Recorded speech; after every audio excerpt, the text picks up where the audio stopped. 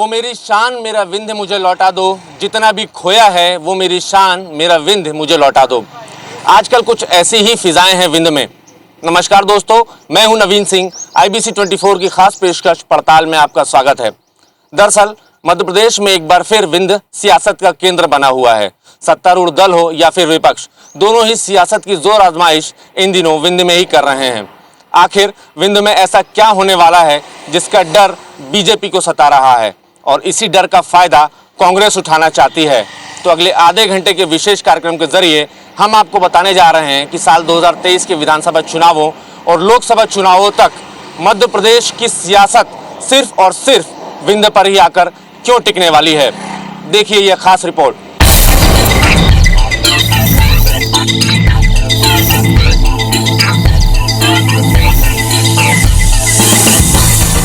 मध्य प्रदेश में एक बार फिर विंध्य प्रदेश को लेकर बहस शुरू हो गई है। लंबे अरसे से चल रहे इस आंदोलन को हवा इसलिए भी मिली है क्योंकि इस आंदोलन में मैहर से बीजेपी विधायक नारायण त्रिपाठी कूद गए हैं। हालांकि बीजेपी विधायक नारायण त्रिपाठी इससे पहले भी आंदोलन में शामिल रहे हैं, लेकिन इस दफे बीजेपी से नाराज चल रहे त्रिपाठी ने खुलकर आंदोलन को समर्थन दिया है। जाहिर है बीजेपी विधायक का अपनी ही पार्टी की लाइन से बाहर आकर अलग विंध्य प्रदेश की मांग पर आंदोलन चला रहे दूसरे नेताओं को ताकत जरूर मिली है। विंध्य खुले आसमान में क्यों उड़ान चाहता है, क्यों अपने पंख फैलाना चाहता है? आखिर क्यों विंध्य को लगता है कि अब तक वो एक पिंजरे में कैद था?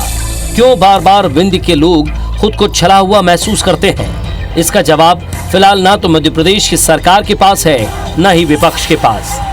हालांकि विपक्ष के पास कम से कम ये कहने का मौका जरूर है कि विंध्य से कांग्रेस के क्षत्रप स्वर्गीय श्रीनिवास तिवारी ने विंध्य को मध्य प्रदेश से अलग करने की मशाल उठाई थी। लेकिन विंध्य की 30 में से 24 सीटें जीतने वाले सत्तारूढ़ दल के पास तो कोई बहाना भी नहीं है। यही बात विंध्य के लोगों को खटक रही है। जी बिल्कुल, इससे हर वर्ग, चाहे वो युवा हो महिला हो, सभी इसमें जुड़ना चाहते हैं क्योंकि सभी इसमें अपना व्यक्तिगत निजी लाभ देख रहे हैं। अगर विंध्य प्रदेश बढ़ता है, अगर हमारा अलग प्रदेश बनता है तो उसमें पर्यटन को भी बढ़ावा मिलेगा, जिसके अंतर्गत बहुत सारे संभावनाएं हैं, चाहे वो नौकरी हो या फिर और भी चीजें हैं, व्यापार हैं, बहुत सारी संभावनाएं खुलती हैं। तो निश्चित बात है कोई भी सरकार में होगा, हम लोग तो नॉन पॉलिटिकल हैं, जनता है, तो हमें ये समझ में आता है कि अगर सरकार का प्रतिनिधि यहाँ पर होगा तब तो इस क्षेत्र का विकास हो पाएगा। तो कई बार उपेक्षा का शिकार रहा है ये पूरा विंध्य प्रदेश, और आप इसी वजह से आप यहाँ पे आए हैं। कई आप घूमेंगे, आप देखेंगे कि यहाँ पे विकास की कमी आपको समझ में आएगी। ये दर्द उनका है जो साल 1952 में विंध्य प्रदेश की गौरव गाथा को सुन चुके हैं, इतिहास के पन्नों में पढ़ चुके हैं, जिनके बुजुर्गों ने उन्हें बताया है विंध्य प्रदेश की अस्मिता और भव्यता के बारे में। उनकी कहानियां भी सुनाई हैं, जिन्होंने विंध्य प्रदेश की मांग को लेकर शहादत दी है। आज एक बार फिर जब अलग विंध्य प्रदेश पर बहस शुरू हुई है तो उन शहीदों की कहानियां भी अमर हो गई है। ठीक उसी तरह जब विंध्य के लिए 2 छात्र नेताओं ने गंगा और चिंताली में अपने सिर कटा दिए थे। इस शहादत के बाद 1952 में विंध्य को अपना अस्तित्व तो मिला। विंध्य के लोगों को उम्मीद थी कि अब तस्वीर बदलेगी। विंध्य सिर्फ 4 सालों तक भारत के एक राज्य के तौर पर रहा। 1956 में विंध्य का विलय मध्य प्रदेश में हो गया।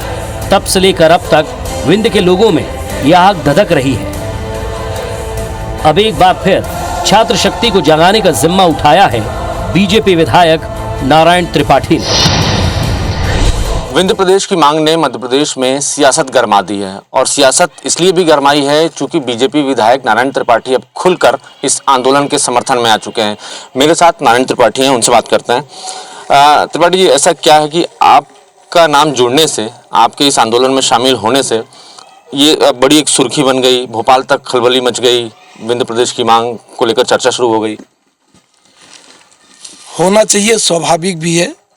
ये मांग मैं कोई अभी नए दौर में नहीं चालू किया, 2004 से मैं चालू की हुई हूँ। 2004 से पुनर्निर्माण की मैं बात कर रहा हूँ, और ये जो मैं मांग कर रहा हूँ ये विंध्य क्षेत्र के एक आदमी की मांग है। उसके मन में ये लगता है कि हमारा विंध्य जो है वो उसको पुनः बनना चाहिए, इसलिए कि हमारे साथ धोखा हुआ है।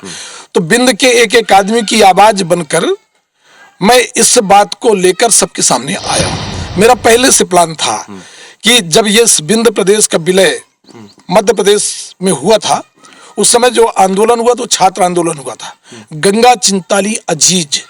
मैं उनके स्मारक में गया, गंगा वाटिका में। मुझे देख के बड़ा अफसोस हुआ, मैं पहली बार जान पाया था ये सब। तो मैं जो देखा मुझे बड़ा दुख लगा कि 3 शहीद पर किसी भी तरह हमारी विंध राजधानी रीवा और वैसे भी कमिश्नरी पर वहाँ किसी भी तरह उनकी स्मारक को साफ सुथरा और यादगार के रूप में भी नहीं रखा जा सका।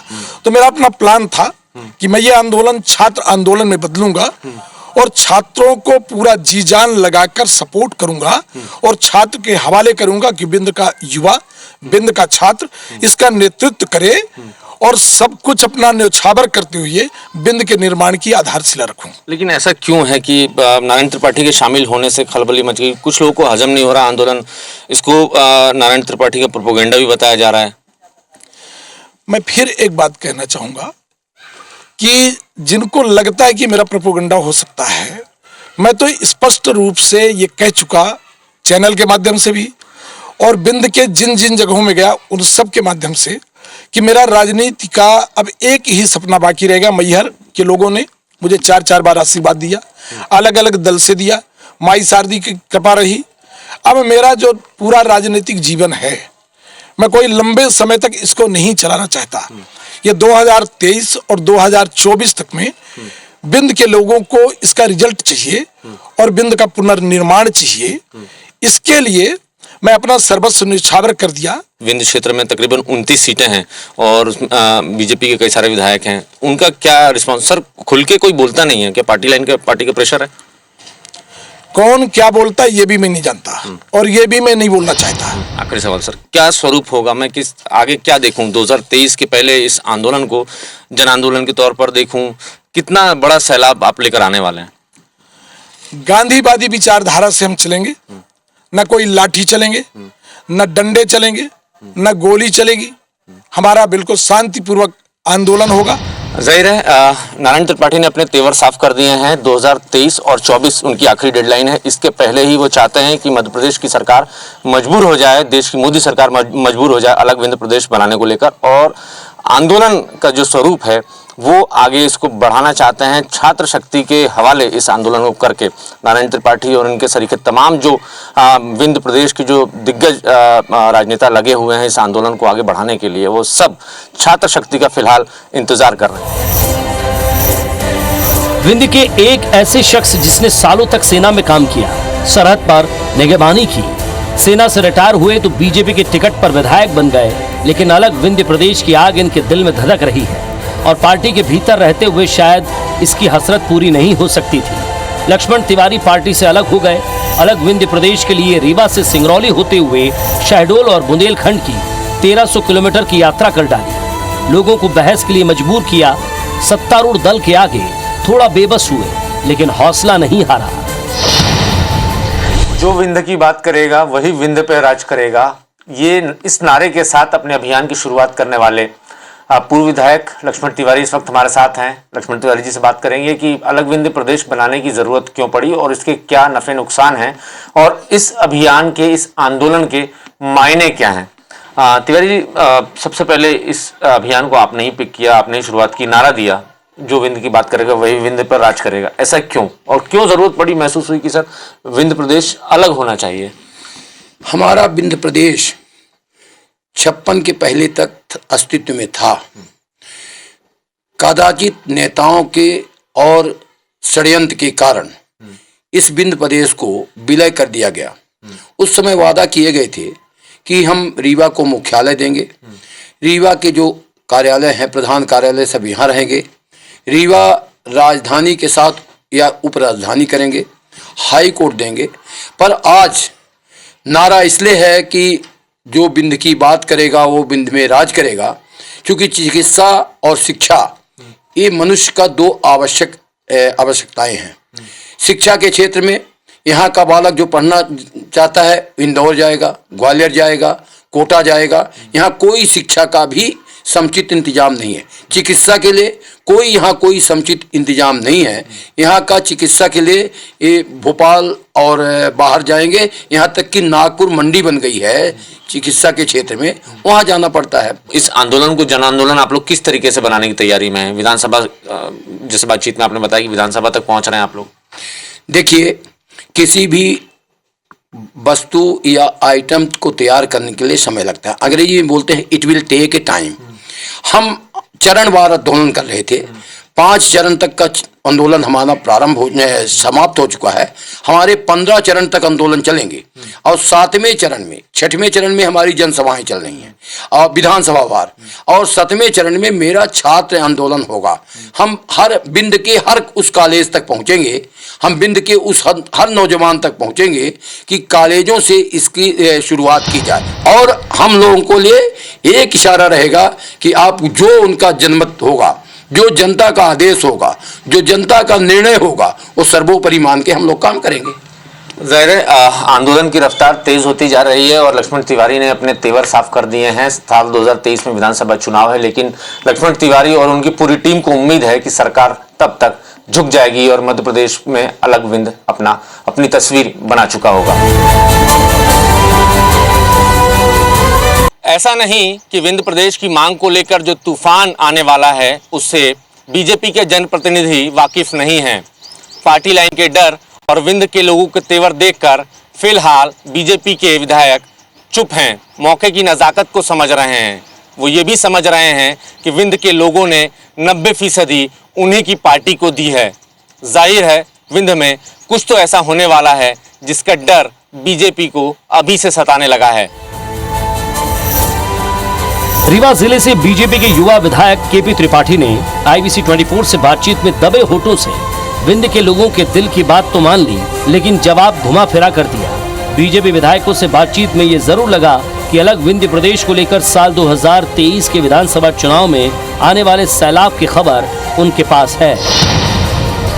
विंध्य प्रदेश की मांग अब रफ्तार पकड़ने लगी है। लगातार जनप्रतिनिधि खुलकर ये बात कर रहे हैं। नारायण त्रिपाठी ने हालांकि इसकी शुरुआत की, लेकिन विंध्य प्रदेश की जनता और विंध्य प्रदेश के जनप्रतिनिधि क्या राय रखते हैं, क्या मायने हैं इस पूरे विंध्य प्रदेश बनाने को लेकर, बात करते हैं। केपी त्रिपाठी बीजेपी विधायक हमारे साथ हैं, उनसे बात करते हैं। सर, क्या मायने हैं ये जो एक माहौल बन पड़ा है, चर्चा शुरू हो गई है कि अलग विंध्य प्रदेश, क्या इसके सियासी मायने हैं या कुछ हकीकत है?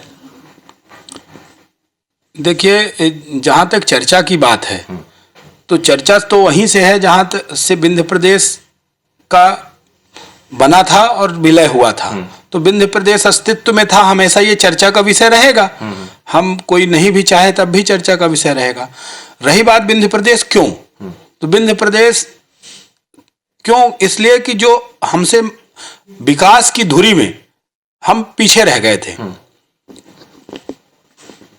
भारतीय जनता पार्टी की सरकार जब से बनी 2003 के बाद से विंध्य के विकास को पंख लगे हैं। तो विंध्य की जनता विंध्य का विकास चाहती है और विकास के लिए क्या करना पड़ेगा ये सोचती है। और मुझे लगता है कि जो लोग इसकी बात कर रहे हैं उसकी विश्वसनीयता, पूरा सारा अध्ययन, सब कुछ, और विंध्य प्रदेश 8 जिलों से मिलकर बना था। तो ये 8 जिलों में जब आवाज बराबर आएगी तो आने वाले समय में जब लगेगा कि बनना चाहिए, तो अटल बिहारी वाजपेयी जी ने कहा ही था, भारतीय जनता पार्टी का मानना है कि छोटे राज्यों का विकास होगा। लेकिन वर्तमान समय में मुझे लगता है कि जो ये चर्चा जिन लोगों के द्वारा उठाई जा रही है वो उसके कुछ दूसरे कारण हैं। क्या कारण हो सकते हैं, मैं यही जानना चाह रहा हूँ। क्या ये पॉलिटिकल प्रोपेगेंडा है? निश्चित रूप से। चलिए, अभी तक आपने पृथक विंध्य प्रदेश के मुद्दे पर सियासी लोगों के बयान सुने। आपको ये जानना भी बेहद जरूरी है कि विंध्य प्रदेश जब पहली दफा अस्तित्व में आया था तब उस प्रदेश की आर्थिक भौगोलिक संरचना कैसी थी। 1951 में गवर्नमेंट ऑफ स्टेटस एक्ट के अंतर्गत पार्ट सी स्टेट था। क्षेत्रफल 14,84,05,721 एकड़ था, लगभग 60,000 वर्ग किलोमीटर। विंध्य प्रदेश की जनसंख्या 35,75,000 थी। तब विंध्य प्रदेश में 8 जिले आते थे। विंध्य प्रदेश की उस समय रीवा राजधानी हुआ करती थी। सतना, शहडोल, सीधी, पन्ना, छतरपुर, दतिया और टीकमगढ़ जैसे जिले विंध्य प्रदेश में शामिल थे। विंध्य प्रदेश में गांवों की कुल संख्या 12,776 थी। उस समय भी प्रदेश में 11 नगर पालिका थी। विंध्य प्रदेश में 1,806 ग्राम पंचायत और 585 नगर पंचायतें थीं। 1 मार्च 1952 से विंध्य प्रदेश में उपराज्यपाल नियुक्त हुआ। पश्चिम में दतिया, पूर्व में सोनभद्र, उत्तर में प्रयागराज, दक्षिण में बिलासपुर तक फैला था। विंध्य प्रदेश के पहले सीएम शहडोल के रहने वाले पंडित शंभुनाथ शुक्ल थे। हालांकि विंध्य प्रदेश का साल 1956 में बघेलखंड और बुंदेलखंड के बीच हुए विवादों के बाद मध्य प्रदेश में विलय हो गया, लेकिन साल 2000 में एक बार फिर पृथक विंध्य प्रदेश का मुद्दा गर्मा गया। दरअसल साल 2000 में केंद्र की एनडीए सरकार ने झारखंड, छत्तीसगढ़ और उत्तराखंड प्रदेश बनाने के गठन को स्वीकृति दी थी। उस समय भी श्रीनिवास तिवारी के पुत्र सुंदरलाल तिवारी ने मुद्दा गरमा दिया। उस समय एनडीए सरकार को एक पत्र लिखा गया। मध्य प्रदेश की तत्कालीन कांग्रेस सरकार ने विधानसभा से एक संकल्प पारित कर केंद्र सरकार को भेजा था, लेकिन तब केंद्र ने इसे खारिज कर केवल छत्तीसगढ़ राज्य की स्थापना को हरी झंडी दे दी थी। विंध्य प्रदेश की मांग ने रफ्तार तो पकड़ ली है, लेकिन विंध्य के लोगों को कितना नफा और कितना नुकसान हो सकता है ये जान लेना भी बहुत जरूरी है। साथ ही साथ ये भी जान लेना बहुत जरूरी है कि विंध्य का गौरवशाली इतिहास क्या रहा है और अलग विंध्य प्रदेश की मांग ने रफ्तार क्यों पकड़ ली है। तमाम बातचीत करने के लिए हमारे साथ पुष्पराज सिंह जी हैं, रीवा रियासत के महाराज भी हैं, और एक परिचय और है, कांग्रेस पार्टी से भी हैं, हालांकि हाँ पूर्व मंत्री रहे हैं, लेकिन फिलहाल मैं आपसे गौरवशाली इतिहास को लेकर बातचीत करूंगा। सर, अचानक विंध्य प्रदेश की मांग ने रफ्तार क्यों पकड़ ली, क्यों जरूरत महसूस हो रही है?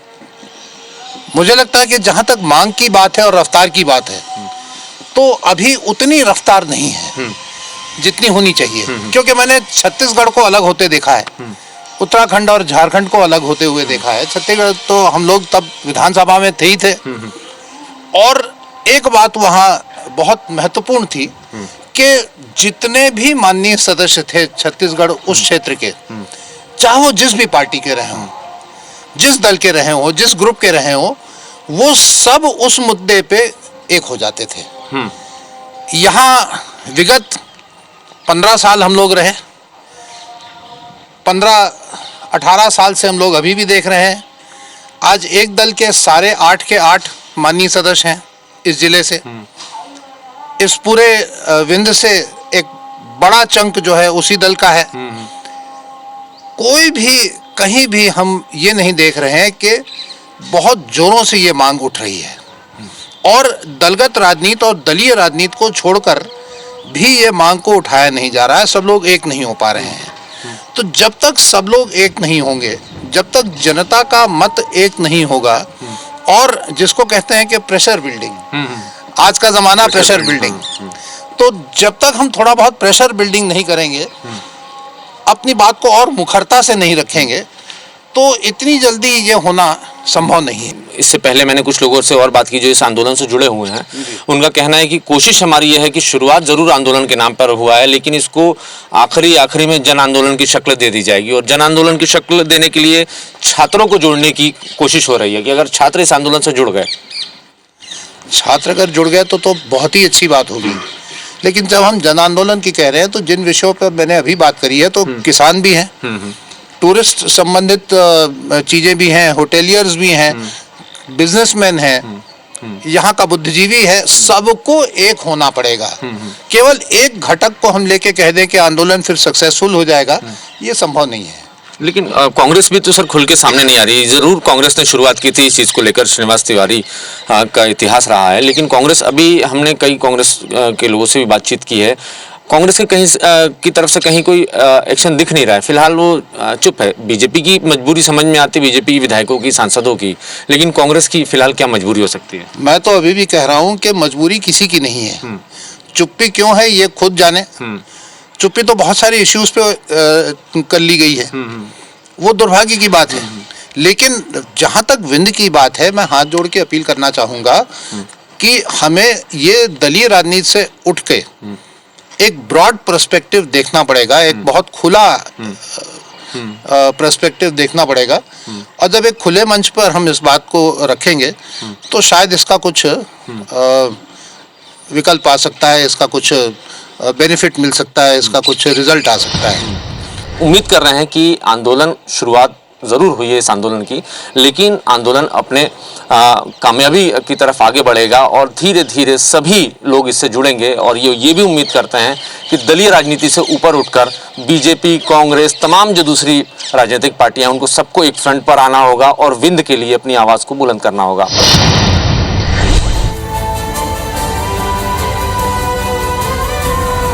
सियासत चमकाने की कोशिशें लगातार जारी हैं। सवाल ये भी कि अगर इनकी मांगें मान ली जाएं तो हिंदुस्तान के तकरीबन हर राज्य में ऐसे छोटे आंदोलन शुरू हो जाएंगे।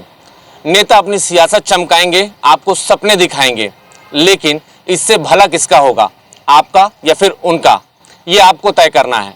अच्छा बुरा क्या है ये आपको पहचानना है। फिलहाल मुझे दीजिए इजाज़त, देखते रहिए IBC 24। नमस्कार।